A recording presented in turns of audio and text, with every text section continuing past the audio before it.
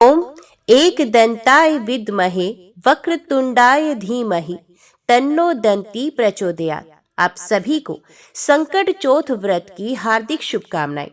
संकट चौथ हर साल माघ मास के कृष्ण पक्ष की चतुर्थी तिथि को मनाया जाता है। इस दिन विघ्नहर्ता भगवान गणेश जी, संकटा माता और चौथ माता की विशेष रूप से पूजा अर्चना की जाती है। इस दिन माताएं अपने बच्चों के सुखद भविष्य, उनके अच्छे स्वास्थ्य और लंबी आयु की कामना से उपवास रखती हैं और रात को चंद्र दर्शन करके अपना व्रत खोलती हैं। इस दिन मुख्य रूप से भगवान गणेश जी को भोग में तिल और गुड़ से बने हुए लड्डुओं का भोग लगाया जाता है। इस दिन संकट चौथ की कथा सुनने मात्र से ही विघ्नहर्ता भगवान गणेश अपने भक्तों पर प्रसन्न हो जाते हैं, उनके सभी दुख, सभी आने वाली बाधाएं दूर कर देते हैं। तो आज संकट चौथ के शुभ अवसर पर आप सुनिए संकट चौथ की व्रत कथा। एक बार एक राज्य में एक कुम्हार रहता था। एक दिन वे मिट्टी के बर्तन पकाने के लिए आवा लगा रहा था। आवा कहते हैं मिट्टी के बर्तन पकाने के लिए आग जलाने को।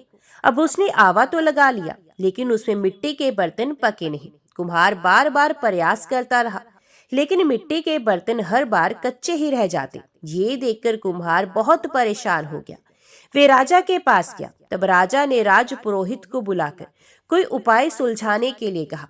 थोड़ी देर तक सोचने के बाद राज पुरोहित ने कहा कि महाराज, यदि हर दिन गांव के एक एक घर से एक एक बच्चे की बलि दी जाए तो रोज आवा नहीं लगेगा। राजा ने आज्ञा दे दी कि पूरे नगर से हर दिन एक बच्चे की बलि दी जाएगी। कई दिनों तक ऐसा ही चलता रहा। हर घर से एक बच्चे की बलि दी जाती रही और फिर एक बुढ़िया के घर की बारी आई, लेकिन उसके बुढ़ापे का एकमात्र सहारा उसका अकेला बेटा अगर बलि चढ़ जाएगा तो फिर बुढ़िया का क्या होगा। ये सोचकर बेचारी बुढ़िया बहुत परेशान हो गई। उसने संकट की सुपारी और धूप अपने बेटे को दी। कहा, जा बेटा, संकटा माता तुम्हारी रक्षा करेंगी। वे खुद माता संकटा का ध्यान करने लगी। उसने अपने बेटे की सलामती की कामना करने लगी। उधर अगली सुबह जब कुम्हार ने उठकर देखा कि आवा भी पक गया और वे बालक भी पूरी तरह से सुरक्षित है, ये सब देखकर कुम्हार हैरान रह गया। उसने बालक से पूछा कि ऐसा कैसे हो गया। तब बालक बताने लगा कि उसकी माँ हर बार नियम से संकट चौथ और महीने में पड़ने वाली चतुर्थी का व्रत किया करती है। संकटा माता की कृपा से इसी कारण वे जीवित बच गया है। और फिर संकटा माता की कृपा से नगर के वे अन्य सभी बालक जिनकी बलि दी गई थी, वो सभी भी दोबारा जी उठे। पौराणिक मान्यताओं के अनुसार उसी दिन से खासकर संकट चौथ के दिन माएं अपने बेटों की लंबी उम्र की कामना से भगवान गणेश की पूजा और व्रत करती हैं। अब सुनिए संकट चौथ के दिन सुनी जाने वाली देवरानी और जेठानी की कथा। संकटी चौथ की पौराणिक कथा के अनुसार एक बार एक शहर में देवरानी और जेठानी रहा करती थी। जेठानी अमीर थी और देवरानी बहुत गरीब थी। देवरानी गणेश जी की बड़ी भक्त थी। देवरानी का पति जंगल से लकड़ियां काट कर लाता, उन्हें शहर में जाकर बेचता था। इस प्रकार उनका जीवन चल रहा था। देवरानी का पति अक्सर बीमार रहता था। तब देवरानी जेठानी के घर का सारा काम करती और बदले में जेठानी उसे बचा हुआ खाना, पुराने कपड़े आदि दे देती। इसी से किसी तरह देवरानी का परिवार चल रहा था। माघ के महीने में देवरानी ने तिलचौथ का व्रत किया। 5 आने का तिल और गुड़ लाकर तिलकुट बनाया। पूजा करके तिलचौथ की कथा सुनी और फिर तिलकुटा छिंके में रख दिया, क्योंकि संकट चौथ का व्रत बिना चंद्र देवता को अर्घ्य दिए अधूरा माना जाता है। तो देवरानी सोचने लगी कि चंद्रमा उदय होने पर पहले तिलकुट और उसके बाद ही वे कुछ और खाएगी। कथा सुनकर वे जेठानी के यहाँ चली गई। खाना बनाकर जेठानी के बच्चों से उसने खाना खाने के लिए कहा। तब बच्चे कहने लगे कि माँ ने व्रत किया है और माँ भूखी है। जब माँ खाना खाएगी तब हम भी खा लेंगे। जेठ जी को खाना खाने के लिए कहा तो जेठ जी कहने लगे कि मैं अकेला नहीं खाऊंगा। जब चांद निकलेगा तभी सब मिलकर खाना खाएंगे, तब मैं भी खा लूंगा। जेठानी ने उससे कहा कि आज तो किसी ने भी अभी तक खाना नहीं खाया, तो मैं तुम्हें कैसे दे दूं? तुम सुबह सवेरे आकर बचा हुआ खाना ले जाना। क्योंकि हर दिन तो जेठानी का बचा हुआ खाना या सुबह का बचा हुआ खाना अपनी देवरानी को दे दिया करती थी। इधर देवरानी के घर पर उसका पति और बच्चे बेचारे सब आस लगाए हुए ही बैठे थे कि आज तो त्योहार है, इसलिए कुछ आज पकवान आदि खाने को मिलेगा। देवरानी बिना खाने के जब अपने घर लौटी और बच्चों को पता चला कि आज तो पकवान क्या, रोटी भी खाने को नहीं मिलेगी, तो सारे बच्चे उदास हो गए, भूख के मारे रोने लगे। उसके पति को भी बहुत गुस्सा आया।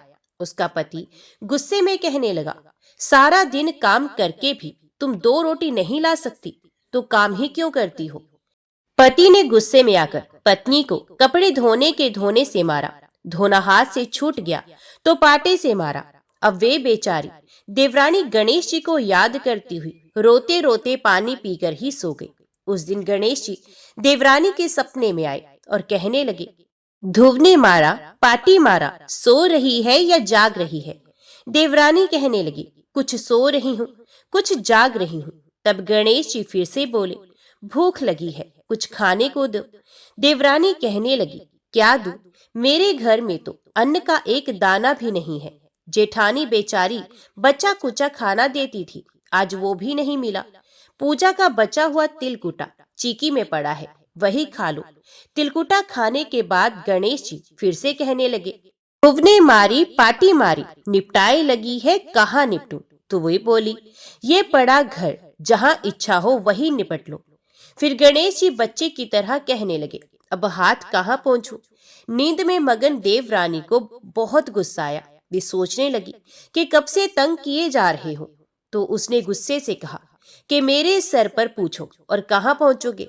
इतना सब होने के बाद देवरानी के घर तो चमत्कार हो उठा। देवरानी जब सुबह उठी तो देखकर हैरान रह गई कि उसका पूरा घर हीरे मोती से जगमगा रहा है। सर पर जहां विनायक जी पहुंचे थे, वहां तो हीरे के टीके और बिंदी जगमगा रही थी। उस दिन देवरानी अपनी जेठानी के यहाँ काम करने के लिए नहीं गई। बड़ी देर तक देवरानी की राह देखने के बाद जेठानी ने अपने बच्चों को देवरानी को बुलाने के लिए भेजा। जेठानी सोच रही थी कि शायद मैंने कल अपनी देवरानी को खाना नहीं दिया, हो सकता है इसलिए मेरी देवरानी बुरा मान गई है, इसलिए आज नहीं आई होगी। तो बच्चे बुलवाने गए तो कहने लगे, चाची चलो, माँ ने बुलाया है, सारा काम पड़ा हुआ है। देवरानी कहने लगी, अब उसकी जरूरत नहीं है, मेरे घर में अब सब कुछ है। गणेश जी भगवान ने मुझ पर बड़ी कृपा की है। अब बच्चे अपने घर पर गए। घर जाकर अपनी माँ को सब बताया कि माँ, चाची का घर तो पूरा हीरे मोतियों से जगमगा रहा है। अब उनका घर पहले की तरह टूटा फूटा नहीं रहा। जेठानी ने ये सब सुना तो उसे विश्वास नहीं हुआ और वे सोचने लगी, बच्चे मजाक कर रहे होंगे। फिर वे दौड़ी दौड़ी अपनी देवरानी के घर आई और जो कुछ उसने देखा उसकी आंखें खुली की खुली रह गई। वे देवरानी से पूछने लगी, अरे ये सब कैसे हुआ? तब देवरानी तो बड़ी सीधी सादी थी, बहुत भोली भाली थी। उसने उसके साथ जो कुछ हुआ सब कुछ अपनी जेठानी से कह दिया। जेठानी बड़ी चालाक थी। घर लौटकर जेठानी ने अपने पति से कहा कि आप मुझे धोवन और पाटे से मारो। उसका पति कहने लगा, हे भलमानस, मैंने तो तुम्हारे ऊपर कभी हाथ तक नहीं उठाया, मैं भला तुम्हें धवन और पाटे से कैसे मार सकता हूँ? लेकिन जेठानी मानी ही नहीं और वे जिद करने लगी कि मुझे पीटो। मजबूर होके उसके पति को उसे मारना ही पड़ा। अब उसने ढेर सारा घी डालकर चूरमा बनाया और चीके में रखकर सो गई। रात को चौथ विनायक जी सपने में आए और कहने लगे कि भूख लगी है, क्या खाऊं? तो जेठानी कहने लगी कि हे गणेश जी महाराज, मेरी देवरानी के यहाँ तो आपने सुख खा तिलकुट खाया था। मैंने तो ढेर सारा घी डालकर चूरमा बनाकर आपके लिए छींके में रख दिया है। फल और मेवे भी साथ में रखे हैं।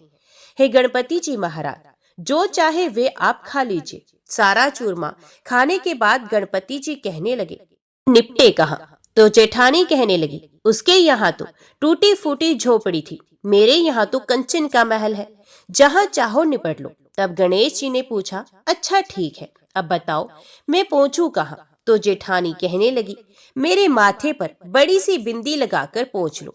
जेठानी तो बहुत चालाक थी और उसके मन में धन का लालच भी था। धन की लालची जेठानी सुबह सुबह बड़ी जल्दी उठ गई। सोचने लगी कि आज तो मेरा घर भी हीरे जवाहरात से भर चुका होगा और मैं तो देवरानी से ज्यादा अमीर बन जाऊंगी। लेकिन जब वे सुबह उठी तो उसने देखा हीरे मोती की जगह उसके घर में तो गंदगी फैली हुई थी और बड़ी तेज बदबू आ रही थी।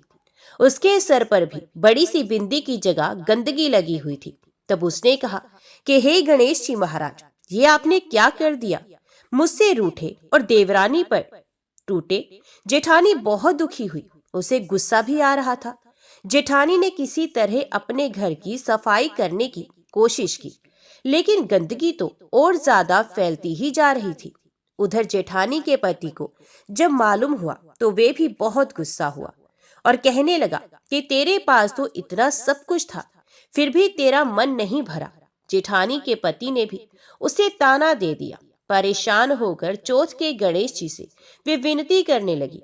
तब गणेश जी ने कहा, देवरानी से जलन करने के कारण तूने जो कुछ भी किया था, यही उसका फल है। अब तू अपने धन में से आधा धन देगी, तभी ये सब गंदगी साफ होगी।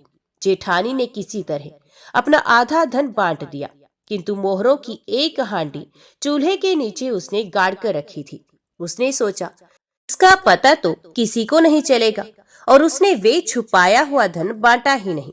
छुपाए हुए धन को छोड़कर बाकी सारा धन उसने अपनी देवरानी को आधा आधा दे दिया और फिर गणेश जी से कहने लगी, हे गणपति भगवान, अब तो अपना ये बिखराव समेट लो। तब गणपति भगवान कहने लगे, अभी नहीं, पहले चूल्हे के नीचे जो गाड़ी हुई मोहरों की हांडी है उसे भी ताक में रख दो और दो सुई के भी दो हिस्से कर दो।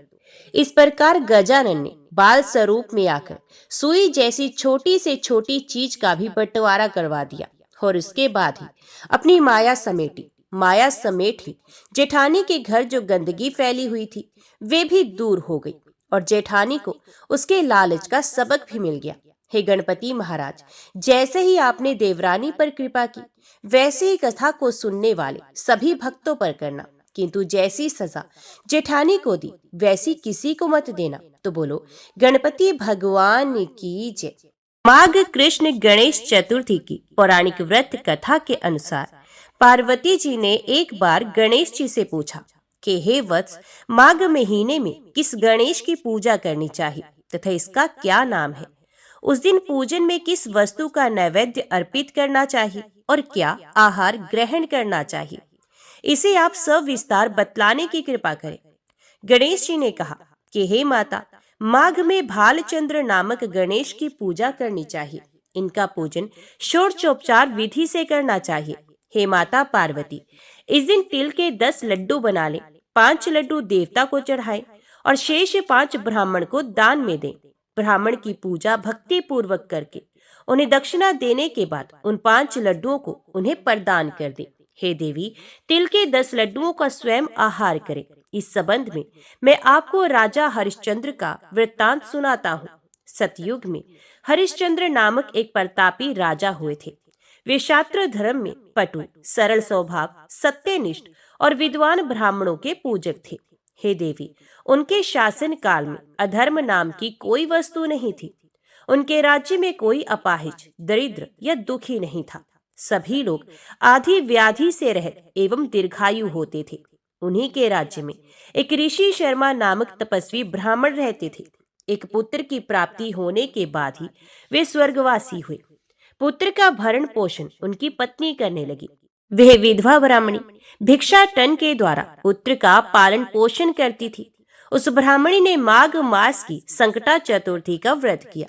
वे पतिव्रता ब्राह्मणी गोबर से गणेश जी की प्रतिमा बनाकर सदैव पूजन किया करती थी। हे पार्वती, भिक्षाटन के द्वारा ही उसने पूर्वोक्त रीति से तिल के 10 लड्डू बनाए। इसी बीच उसका पुत्र गणेश जी की मूर्ति अपने गले में बांधकर स्वे इच्छा से खेलने के लिए बाहर चला गया।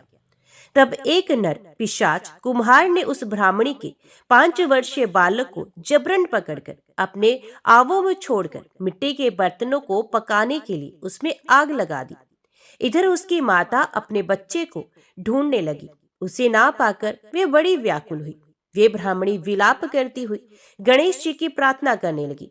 हे गणेश जी महाराज, विशाल शरीर वाले, हे सूर्य नारायण की लाली के सदृश कांति वाले, हे सुंदर जटा समूह को धारण करने वाले, आप इस दुखनी की रक्षा कीजिए। हे गजानन, हे चार भुजाधारी, हे मस्तक में चंद्रमा को धारण करने वाले, हे विनायक, हे अनाथों के नाथ, हे वरदायक, मैं पुत्र के वियोग से व्यथित हूँ, आप मेरी रक्षा कीजिए।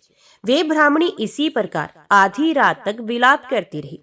प्रातः काल होने पर कुम्हार अपने पके हुए बर्तनों को देखने के लिए आया। जब उसने आवा खोल के देखा तो उसमें जांघ भर पानी जमा हुआ पाया। और इससे भी अधिक आश्चर्य उसे जब हुआ कि उसमें बैठे हुए एक खेलते हुए बालक को देखा।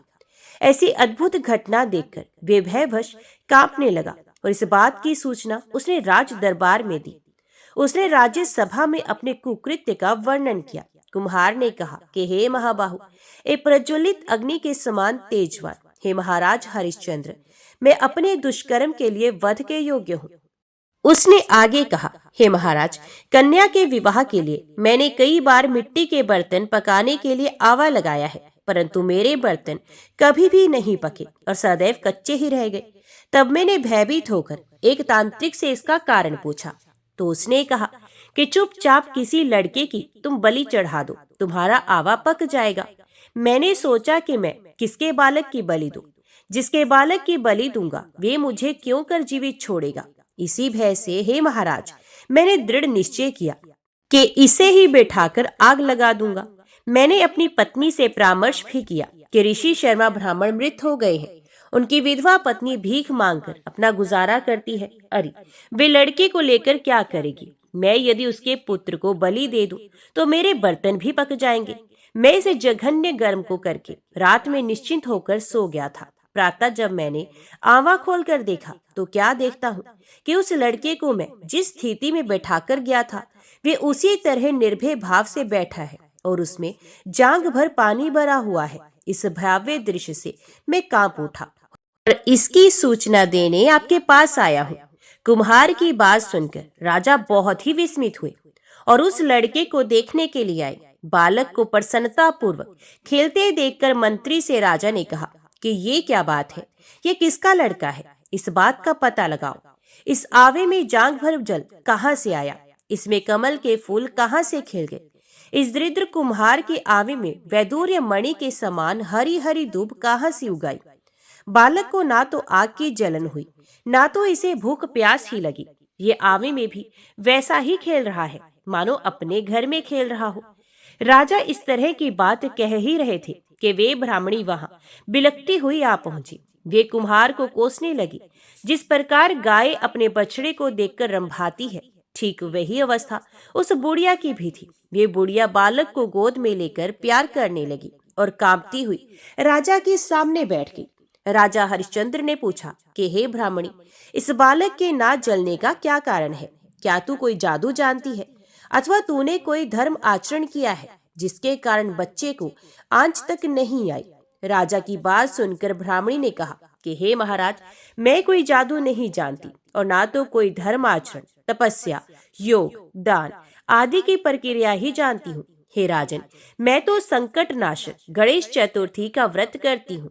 उसी व्रत के प्रभाव से मेरा पुत्र जीता जागता बच गया है। ब्राह्मणी की बात सुनकर राजा ने कहा कि मेरे राज्य की संपूर्ण जनता इस संकट नाशक गणेश चतुर्थी का व्रत करे, इसमें मेरी पूर्ण सम्मति है। राजा ने उसकी परिक्रमा करते हुए कहा कि हे पतिव्रते, तू धन्य है। राजा ने संपूर्ण नगर वासियों को गणेश जी का व्रत करने का आदेश दे दिया। इस आश्चर्यजनक घटना के कारण सभी लोग उस दिन से प्रत्येक मास की गणेश चतुर्थी का व्रत करने लगे। इस व्रत के प्रभाव से ब्राह्मणी ने अपने पुत्र के जीवन को पुनः पाया था। इतना कहने के बाद श्री कृष्ण ने कहा कि हे युधिष्ठिर, आप भी सर्वोत्तम व्रत कीजिए। इस व्रत के प्रभाव से आपकी सभी कामनाएं पूर्ण होंगी। आप मित्रों, पुत्रों और पौत्रों को सुख देने वाले साम्राज्य को प्राप्त कर सकेंगे। हे महाराज, जो लोग इस व्रत को करेंगे उन्हें पूर्ण सफलता मिलेगी। भगवान श्री कृष्ण की बात से युधिष्ठिर बहुत प्रसन्न हुए और माघ कृष्ण गणेश चतुर्थी का व्रत करके निष्कंटक राज्य भोगने लगे। तो बोलो गणपति भगवान की जय। पौराणिक कथा के अनुसार एक गांव में एक सेठ सेठानी थे। उनके एक बेटे और एक बहू थी। बहू सबको भोजन करा के फिर स्वयं भोजन करती थी। एक पड़ोसन ऐसी भी थी जो रोज पूछती थी कि बहू आज क्या बनाया है, क्या खाया है। तो बहू कहती ठंडो बासी। एक दिन उसके पति ने ऐसा सुनकर विचार किया कि आज तो पकवान बनाए जाएं। फिर देखें कि मेरी पत्नी क्या कहती है। उसने तरह तरह के पकवान बनवाए और घर के सभी लोगों ने एक साथ बैठकर भोजन किया। आज भी पड़ोसन ने पूछा तो बहू ने कहा कि ठंडो बासी। सेठ के लड़के ने सोचा हो न हो कोई बात अवश्य है जिससे कि मेरी पत्नी ऐसा कहती है। उसने पत्नी से पूछा तुम रोज ठंडो बासी खाया ऐसा क्यों कहती हो, जबकि हम सब ने एक साथ बैठकर कई तरह के पकवान खाए हैं। उसकी पत्नी बोली हम जो खा रहे हैं वे बाप बूढ़ों की कमाई है। जिस दिन आप कमाकर लाओगे उस दिन मैं समझूंगी कि ताजा भोजन कर रहे हैं। अब एक दिन लड़के ने माँ से कहा मैं एक बड़े शहर में कमाई करने जा रहा हूँ।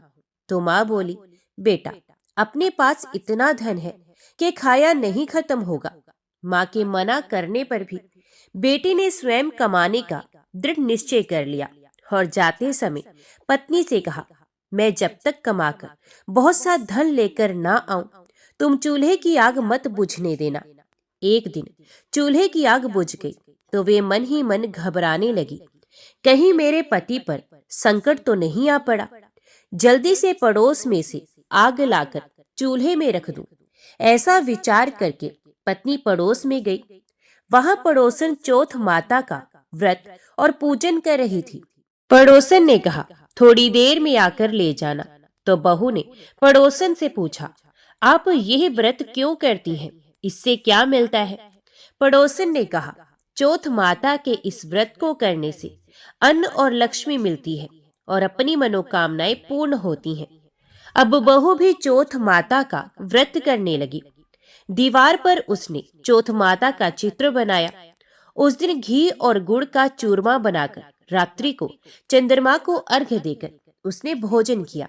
ऐसा करते करते बहुत दिन हो गए। चौथ माता ने उस बहू के पति को सपना दिया कि शाहूकार का बेटा तू जागे की सोवे, तेरी पत्नी तुझे बहुत याद कर रही है। घर जाकर उसकी चिंता मिटा दे। तू दुकान खोलकर कंकु केसर का पगलिया बना के बैठ जाना। आज तेरा हिसाब किताब चुकता हो जाएगा। अब तो चौथ माता ने जैसा कहा था वैसा ही हुआ। उसने घर जाने की तैयारी की और गाड़ी भर के धन दौलत लेकर चल दिया। रास्ते में एक बड़ा सा काला नाग फन फैलाए बैठा था और कहने लगा आज तो मैं तुम्हें डसूंगा, नहीं छोड़ूंगा। आज तेरी आयु पूरी हो गई है। सेठ के लड़के ने कहा आज चौथ माता ने मुझे सपना दिया तो मैं पत्नी से मिलने घर जा रहा हूँ। वहां मेरी पत्नी बहुत चिंता कर रही होगी। मैं उससे मिलकर जरूर आऊंगा, तब तुम मुझे डस लेना। नाग ने कहा तुम शपथ पूर्वक कह के जाओ तो मैं तुम्हें जाने दूंगा, परंतु लौटकर नहीं आए तो तुम्हारे घर आकर मैं तुम्हें डस लूंगा। इस प्रकार सांप को वचन देकर वे घर पहुंचा। वहां सभी से हंसी खुशी से मिला और भोजन करने उदास होकर बैठ गया। उसकी पत्नी ने उदास होने का कारण पूछा तो पत्नी ने काले नाग वाली बात बताते हुए कहा कि यदि मैं उसके पास नहीं जाऊंगा तो वे घर आकर ही मुझे डस लेगा। पत्नी बहुत चतुर थी। उसने कहा कि आप घबराओ नहीं, लेट जाओ, मैं एक उपाय करती हूँ। पत्नी ने कमरे की 7 पेड़ी धोई। पहली पेड़ी पर रेत, दूसरी पेड़ी पर इत्र, तीसरी पेड़ी पर गुलाल फूल, चौथी पर कंकु केसर, पांचवी पर लड्डू पेड़ा, छठी पर गादी गलीचा और 7वीं पेड़ी पर दूध का कटोरा भरकर रख दिया। इस प्रकार वे 7 ही पेड़ी सजाकर बैठ गए। आधी रात होते ही नाग आकर पेड़ी चढ़ने लगा। पहली पेड़ी पर रेत में लौट गया और कहने लगा कि सेठ की बहू ने आराम तो बहुत दिया, पर वचनों से बंध कर आया हूं, सो डस ही लूंगा। अवश्य ही इसी प्रकार सातों पेड़ियों पर नाग आराम करता हुआ और कहता हुआ कि डसूंगा। जरूर कमरे में जाने ही वाला था कि चौथ माता ने विचार किया कि मैं इसे नहीं बचाऊंगी तो संसार में धर्म कर्म व्रत को कौन मानेगा। अब तो गणेश जी, चंद्रमा जी और चौथ माता ने उसे बचाने का विचार किया। चंद्रमा जी ने उजाला किया, चौथ माता ढाल बनी और गणेश जी ने तलवार लेकर नाग को मार दिया और ढाल से ढक दिया। अब बहू भी थकी हारी सो गई। दिन निकला तो लोग बेटे से मिलने आए, परंतु बेटा बहू तो उठे ही नहीं।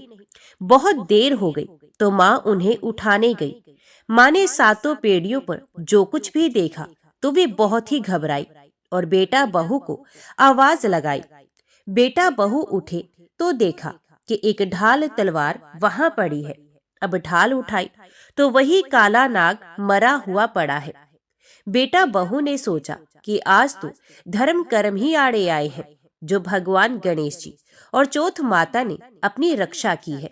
हे चौथ माता, आपने जैसी सेठ के बेटे बहू की रक्षा की, वैसे ही रक्षा सबकी करना। तो बोलो चौथ माता की जय।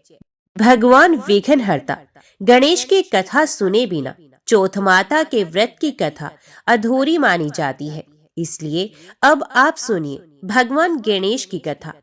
एक समय की बात है, भगवान विष्णु का विवाह लक्ष्मी जी के साथ निश्चित हो गया। विवाह की तैयारियां होने लगी। सभी देवताओं को निमंत्रण भेजे गए, परंतु गणेश जी को निमंत्रण नहीं दिया गया। कारण जो भी रहा हो, अब भगवान विष्णु की बारात जाने का समय आ गया। सभी देवता अपनी पत्नियों के साथ विवाह समारोह में आए। उन सब ने देखा कि गणेश जी कहीं दिखाई नहीं दे रहे हैं। तब वे आपस में चर्चा करने लगे कि क्या गणेश जी को कोई न्योता नहीं दिया या स्वयं गणेश जी ही नहीं आए। सभी को इस बात पर आश्चर्य होने लगा। तभी सबने विचार किया कि भगवान विष्णु से ही इसका कारण पूछा जाए। विष्णु भगवान से पूछने पर उन्होंने कहा कि हमने गणेश जी के पिता भोलेनाथ महादेव को न्योता भेजा है। यदि गणेश जी अपने पिता के साथ आना चाहते हो तो आ जाते, अलग से न्योता देने की कोई आवश्यकता भी नहीं थी। दूसरी बात ये है कि उनको 1.25 मन मूंग, 1.25 मन चावल, 1.25 मन घी और 1.25 मन लड्डू का भोजन दिन भर में चाहिए। यदि गणेश जी नहीं आएंगे तो कोई बात नहीं, दूसरे के घर जाकर इतना सारा खाना पीना अच्छा भी नहीं लगता। इतनी वार्ता कर ही रहे थे कि किसी एक ने सुझाव दिया, यदि गणेश जी आ भी जाए तो उनको द्वारपाल बनाकर बैठा देंगे कि आप घर की देखभाल करना। आप तो चूहे पर बैठकर धीरे धीरे चलोगे तो बारात से बहुत पीछे रह जाओगे। यह सुझाव भी सबको पसंद आ गया, तो भगवान विष्णु ने भी अपनी सहमति दे दी। होना क्या था, इतने में गणेश जी वहां आ पहुंचे और उन्हें समझा बुझाकर घर की रखवाली करने बैठा दिया गया। बारात चल दी।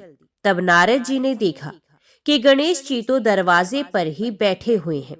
तो वे गणेश जी के पास गए और रुकने का कारण पूछा। गणेश जी कहने लगे कि भगवान विष्णु ने मेरा बहुत अपमान किया है। नारद जी ने कहा कि आप अपनी मूषक सेना को आगे भेज दो, तो वह रास्ता खोद देगी, जिससे उनके वाहन धरती में धंस जाएंगे। तब आपको सम्मान पूर्वक बुलाना ही पड़ेगा। अब तो गणेश जी ने अपनी मूषक सेना जल्दी से आगे भेज दी और सेना ने जमीन पोली कर दी। जब बारात वहां से निकली तो रथों के पहिए धरती में धंस गए। लाख कोशिश करने पर भी पहिए धरती से नहीं निकले। सभी ने अपने अपने उपाय किए, परंतु पहिए तो नहीं निकले, बल्कि जगह जगह से टूट गए। किसी की समझ में नहीं आ रहा था कि अब क्या किया जाए। अब तो नारद जी ने कहा, आप लोगों ने गणेश जी का अपमान करके अच्छा नहीं किया।